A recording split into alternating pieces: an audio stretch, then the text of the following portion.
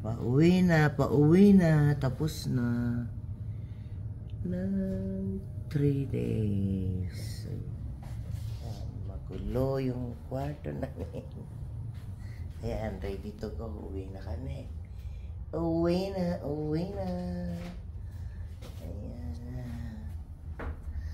Uwi na kami.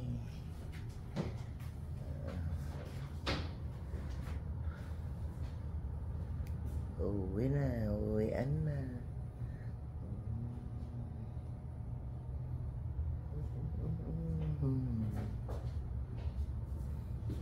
Ganda tumira doon sa bundok, oh.